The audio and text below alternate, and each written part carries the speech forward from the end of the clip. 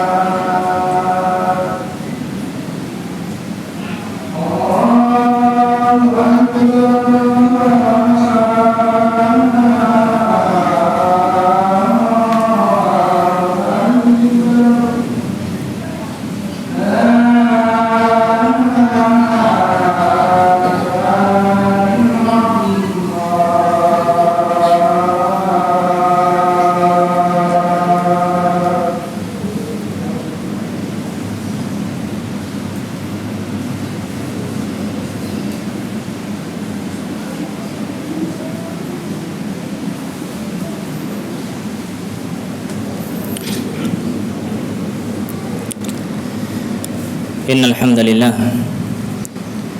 nahmaduhu wa nasta'inuhu wa nastaghfiruhu wa nastahdihi wa natubu ilayhi wa na'udzu billahi min shururi anfusina wa min sayyiati a'malina may yahdihillahu fala mudilla lahu wa may yudlil fala hadiya lahu asyhadu an la ilaha illallah wahdahu la syarika lahu wa asyhadu anna muhammadan 'abduhu wa rasuluhu لا نبي ولا رسول بعده يا أيها الذين آمنوا اتقوا الله حق تقاته ولا تموتن إلا وأنتم مسلمون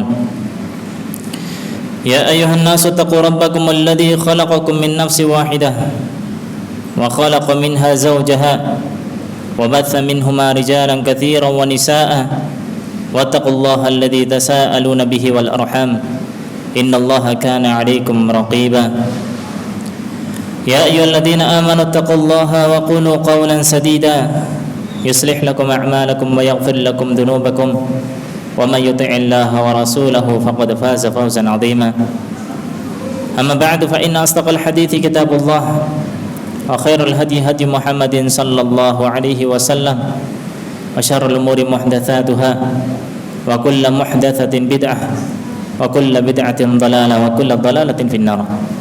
A'adzani Allah wa iyyakum min adzabin nar.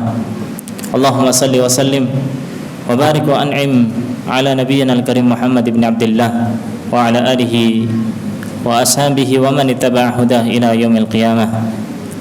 Ma'asyiral muslimin wa zumratal mu'minin rahimakumullah. Usikum wa nafsi bi taqwallah wa ta'atihi la'allakum tuflihun. Jamaah sidang Jumat yang dirahmati Allah Subhanahu wa taala, marilah kita tingkatkan iman dan takwa kita kepada Allah Subhanahu wa taala dengan sebenar-benarnya, dengan serius, dengan mengamalkan segala apa yang Allah Subhanahu wa taala dan Rasulnya perintahkan, serta menjauhi sejauh-jauhnya apa yang dilarang oleh Allah dan Rasulnya sallallahu alaihi wasallam. Ma'asyiral muslimin, a'azzani Allah wa iyyakum. Di antara nama Allah Subhanahu wa taala yang mulia adalah Al-Khaliq, Sang Maha Pencipta, yang dimana Allah Subhanahu wa taala telah menciptakan makhluknya yang begitu banyaknya, dari makhluk yang tidak bernyawa seperti langit, bumi, gunung, sungai, lautan dan yang lain semisalnya, dan yang lainnya dari makhluk-makhluk Allah Subhanahu wa taala yang tidak bernyawa. Begitu juga Allah Subhanahu wa taala menciptakan makhluknya yang bernyawa seperti malaikat, manusia, hewan, jin. Allah Subhanahu wa taala telah menciptakan begitu banyak makhluk-makhluknya yang ada di alam semesta ini. Ma'asyiral muslimin, a'azzani Allah wa iyyakum. Dan di antara makhluk Allah Subhanahu wa taala yang paling mulia adalah manusia, yang dimana kita berada di dalamnya. Allah Ta'ala berfirman di dalam surat At-Tin, Allah Ta'ala mengatakan, laqad khalaqnal insan fi ahsani taqwim. Sungguhnya kami telah menciptakan manusia fi ahsani taqwim, dalam keadaan atau bentuk yang paling bagus, dengan bentuk yang paling indah, dengan bentuk yang paling sempurna. Kata para ulama kita, ahsan artinya yang paling indah, paling bagus daripada makhluk-makhluk yang lainnya. Adapun takwim, mayoritas ulama mengatakan maksud dari takwim adalah bentuk fisik manusia. Artinya bentuk fisik manusia ini diciptakan oleh Allah Subhanahu wa taala dengan bentuk yang paling sempurna dibandingkan makhluk-makhluk yang lainnya. Ma'asyiral muslimin, a'azzani Allah wa iyyakum. Dan di antara nikmat yang Allah Subhanahu wa taala berikan kepada manusia yang memiliki bentuk yang sempurna ini, yang tidak dimiliki oleh makhluk-makhluk yang lainnya, yaitu akal pikiran kita. Naam, akal pikiran kita yang dengannya kita bisa membedakan mana yang hak dan mana yang batil, yang dengannya kita bisa membedakan mana yang baik dan mana yang buruk, dan dengannya pula kita bisa membedakan mana yang bermanfaat dan mana yang membawakan kemudaratan. Kita bisa membedakan mana yang bagus dan mana yang kotor.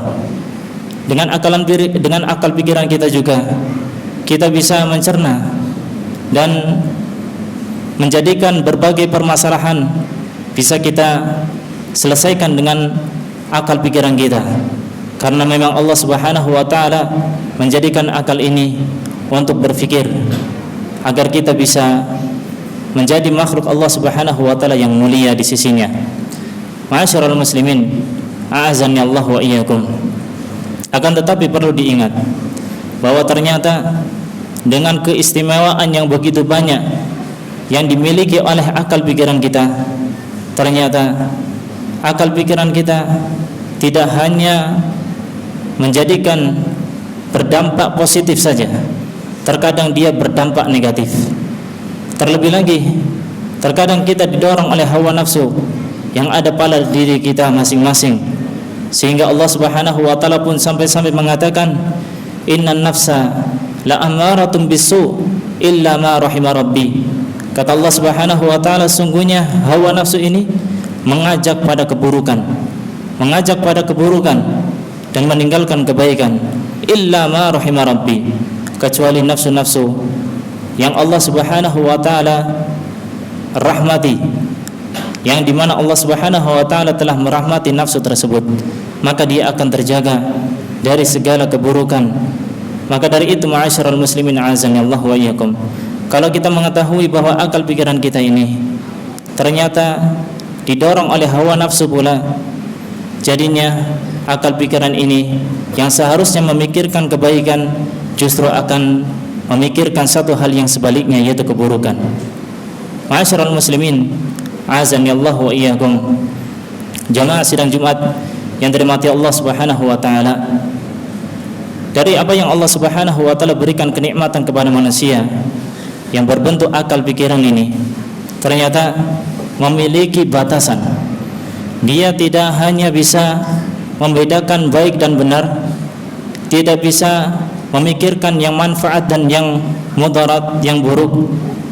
Ternyata itu ada batasannya. Makanya Imam Syafi'i rahimahullah ta'ala menjelaskan kepada kita serta mengingatkan bahwa akal itu memiliki batasan yang tidak bisa dia lampaui sebagaimana anggota tubuh kita yang lainnya.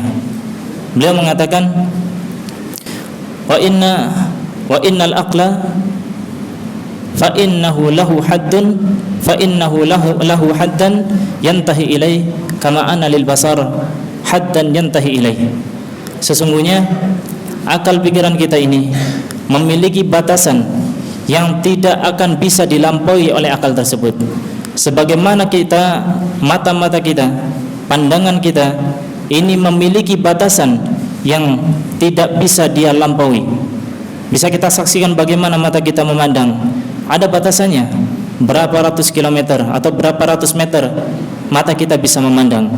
Begitu juga dengan akal pikiran kita, itu ada batasannya. Sehingga ma'asyiral muslimin azanillahu wa iyyakum, kalau kita mau menimbang satu hal yang benar maupun yang baik, sedangkan akal pikiran kita memiliki batasan sampai kita menganggap itu baik atau benar, berarti bagaimana kita mengukur dari hal-hal yang selain itu yang tidak bisa dilampaui oleh akal pikiran kita. Maka tentunya sudah sangat logis sekali kita mengukur satu hal yang tidak bisa dilewati oleh akal pikiran kita dengan satu hal yang tidak memiliki batasan, dengan satu hal yang kebenarannya mutlak, tidak ada kesalahan di dalamnya. Pertanyaannya ma'asyiral muslimin azanillahu wa iyyakum, apa hal tersebut? Apakah ada di dunia ini? Jawabannya ada, yaitu wahyu dari Allah Subhanahu wa taala. Nah, wahyu dari Allah Subhanahu wa taala, Al-Qur'an dan sunnah-sunnah Nabi sallallahu alaihi wasallam adalah merupakan tolak ukur dan penimbang kebenaran serta kebaikan. Adapun akal pikiran kita bisa jadi memiliki batasan yang tidak bisa dilewati untuk memahami apakah itu baik atau buruk, benar ataupun salah.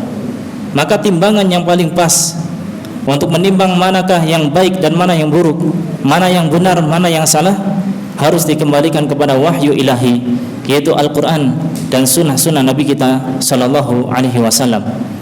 Ma'asyiral muslimin azanillahu wa iyyakum, dan di antara produk akal pikiran kita adalah budaya, adat istiadat, kebiasaan atau kepercayaan yang ada di masyarakat kita. Ternyata budaya yang ada di masyarakat kita, kalau kita melihat dari kacamata Islam, ada dua hal kurang lebih. Ada dua hal atau dua macam dari budaya yang ada di dalam masyarakat kita. Adapun budaya yang pertama adalah budaya-budaya yang sama sekali tidak menyelisihi wahyu dari Allah Subhanahu wa taala, tidak menyelisihi syariat Allah Subhanahu wa taala, tidak menyelisihi agama kita yaitu agama Islam. Maka budaya yang seperti ini harus kita lestarikan. Sebagai contoh, budaya gotong royong. Allah Subhanahu wa taala menekankan tentang budaya ini, wa ta'awanu 'alal birri wat taqwa wa la ta'awanu 'alal itsmi wal udwan. Allah taala menyuruh kita untuk bergotong royong, saling membantu dalam kebaikan dan ketakwaan. Akan tetapi sebaliknya, kalau gotong royong itu tentang masalah dosa dan kemaksiatan, Allah Subhanahu wa taala melarang kita. Begitu juga contoh yang lainnya, budaya agar kita bisa unggah-ungguh, kita bertata krama kepada orang-orang yang di sekitar kita. Kita menghormati yang tua serta menyayangi yang muda. Kata Nabi sallallahu alaihi wasallam, "Laisa minna man lam yarham saghirana wala ya'rifu syarafa kabirina." Kata Nabi sallallahu alaihi wasallam yang artinya, bukan golongan kami orang yang tidak mencintai yang muda serta tidak mengetahui keagungan atau kemuliaan orang yang lebih tua. Adapun jenis yang kedua, ma'asyiral muslimin azani Allah wa iyyakum, yaitu budaya-budaya yang menyelisihi syariat agama kita, syariat Allah, menyelisihi wahyu dari Allah Subhanahu wa taala. Maka segala hal yang menyelisih syariat Allah Subhanahu wa taala, meskipun itu adalah merupakan budaya kita, adat istiadat kita, maka kita sebagai seorang muslim yang hakiki, seorang muslim yang sejatinya kita tidak boleh mengikuti hal tersebut, bahkan melestarikannya. Kita ambil contoh, kalau seandainya di masyarakat kita ada kebiasaan-kebiasaan yang merupakan bentuk kesyirikan pada Allah atau menjerumuskan pada kesyirikan, menyekutukan Allah Subhanahu wa taala dari bentuk pemujaan, penyembahan, memberikan sesajen kepada tempat-tempat yang keramat, maka tentunya ini dilarang oleh Allah Subhanahu wa taala, karena Allah telah mengatakan, "Qul inna salati wa nusuki wa mahyaya wa mamati lillahi rabbil alamin." Kata Allah Subhanahu wa taala, katakanlah, sesungguhnya salatku dan juga sembelihanku dan juga hidupku serta matiku adalah hanya milik Allah Subhanahu wa taala. Mudah-mudahan apa yang kita sampaikan di khutbah yang pertama ini mencerahkan dan bermanfaat. Barakallahu li wa lakum fil Qur'anil azim wa nafa'ani wa iyyakum lima fihi minal ayati wa dzikril hakim wa taqabbalallahu minni wa minkum tilawatahu innahu huwas samiul alim.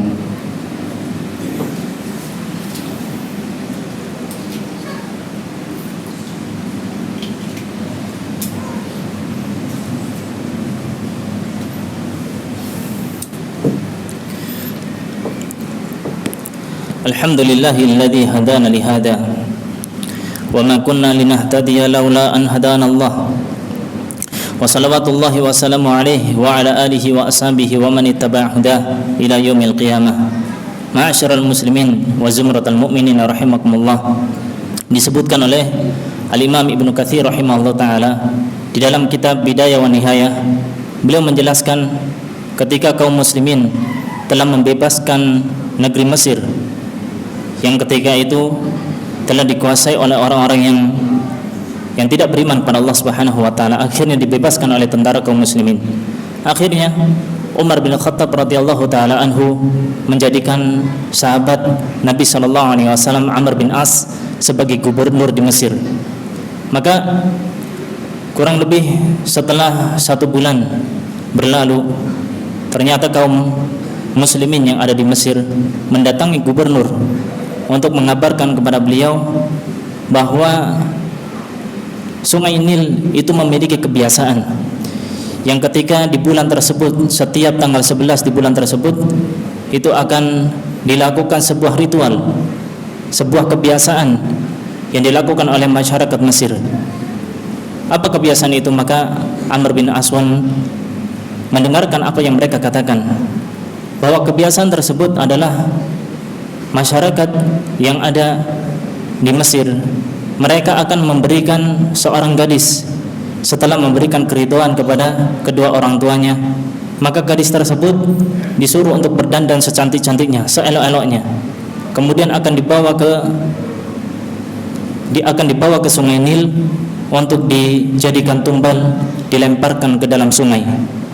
Maka Amr bin As radhiyallahu taala anhu seketika itu mengatakan, memotong pembicaraan mereka, ini adalah merupakan keburukan yang dilarang di dalam agama Islam. Agama Islam mengajak kebaikan, sedangkan keburukan-keburukan itu dihapuskan oleh agama kita, yaitu agama Islam. Maka karena kebiasaan yang dilakukan oleh masyarakat Mesir, mereka mempercayai dengan keburukan yang akan terjadi, qadarullah, Allah memberikan ujian kepada mereka. Akhirnya Sungai Nil pun hari demi hari mulai menyusut airnya, sampai-sampai tidak tersisa kecuali sedikit dari air yang ada di Sungai Nil. Selama 3 bulan mereka menahan karena tidak ada air di Sungai Nil. sampai sebagian besar dari mereka itu menginginkan untuk berhijrah atau pergi meninggalkan Mesir. Maka Amr bin As radhiyallahu taala anhu pun mengirimkan surat kepada Umar bin Khattab radhiyallahu taala anhu yang menceritakan kronologi yang ada di dalam Mesir. Maka Umar bin Khattab radhiyallahu taala anhu ketika itu memberikan surat kepada Amr bin As yang di dalamnya ada nota kecil yang harus dilakukan atau harus dilemparkan oleh Amr bin As sesuai dengan apa yang diperintahkan oleh Umar bin Khattab yang dikhususkan untuk Sungai Nil. Maka Amr bin As radhiyallahu taala anhu ketika sampai surat kepadanya, karena beliau penasaran dan beliau telah dijelaskan oleh Umar bin Khattab bahwa apa yang dilakukan itu sudah benar, maka beliau pun sebelum melempar nota kecil dari Umar bin Khattab, dia pun merasa ingin mengetahui apa yang ada di dalamnya. Maka beliau pun membaca apa yang ada di dalam nota kecil tersebut. Ternyata Umar bin Khattab menuliskan satu nota kecil kepada Sungai Nil yang isinya, min Abdullah Amiril Mu'minin, fa in kunta tajri ya nahrun Nil binafsika anta fa'al kama syi'ta atau kama qala fa in kana Allahu al-wahid al-qahhar yujrika fa nas'alullaha an yujriyaka. Umar bin Khattab mengatakan, kalau seandainya engkau wahai Nahur Nil, Nil ahli Mesir, Nilnya orang-orang Mesir, penduduk Mesir, engkau itu mengalirkan air dengan kemauanmu sendiri, maka berhentilah sesukamu. Tapi kalau engkau itu mengalir karena diperintahkan oleh Allah Subhanahu wa taala, maka aku berharap pada Allah agar engkau bisa mengalir sebagai mestinya. Maka keesokan harinya, yaitu pada hari Sabtu, air Nil, Sungai Nil tersebut akhirnya mengalir dengan deras sampai dikatakan setinggi 7 meter sampai saat ini. Masyarul muslimin azani Allah wa iyyakum. Inilah kebenaran yang telah didatangkan oleh agama Islam. Segala keburukan meskipun itu mengakibatkan satu hal yang kita yakini ternyata memang ditakdirkan oleh Allah Subhanahu wa taala terjadi, itu semua karena takdir Allah, bukan karena satu hal yang kita percaya dari tradisi-tradisi yang menyelisih syariat Allah Subhanahu wa taala. Barakallahu fikum. Marilah kita perbanyak salawat dan salam di hari Jumat yang berkah ini yang merupakan sayyidul ayyam. Fa ya ma'asyiral muslimin, sallu wa sallimu rahimakumullah 'alal hadil bashir wa sirajul munir kama amarakum bidzalika latiful khabir. Faqala fi mukammi tanzil, innallaha wa malaikatahu yusalluna 'alan nabi ya ayyuhalladzina amanu sallu 'alaihi wa sallimu taslima. Allahumma salli 'ala Muhammad wa 'ala ali Muhammad kama shallaita 'ala Ibrahim wa 'ala ali Ibrahim innaka Hamidum Majid. Wa barik 'ala Muhammad wa 'ala ali Muhammad kama barakta 'ala Ibrahim wa 'ala ali Ibrahim innaka Hamidum Majid.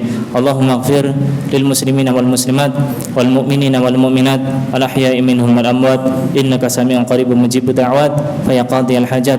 Rabbana la tuzigh qulubana ba'da idh hadaytana wa hab lana min ladunka rahmah innaka antal wahhab. Allahumma arinal haqqa haqqan warzuqna ittiba'ah wa arinal batila batila warzuqna ijtinabah. Allahumma ati nufusana taqwaha wa zakkiha anta khairu man zakkaha anta maulaha anta khaliquha wa maulaha. Wa sallallahu ala nabiyyina Muhammadin wa ala alihi wa sahbihi ajma'in.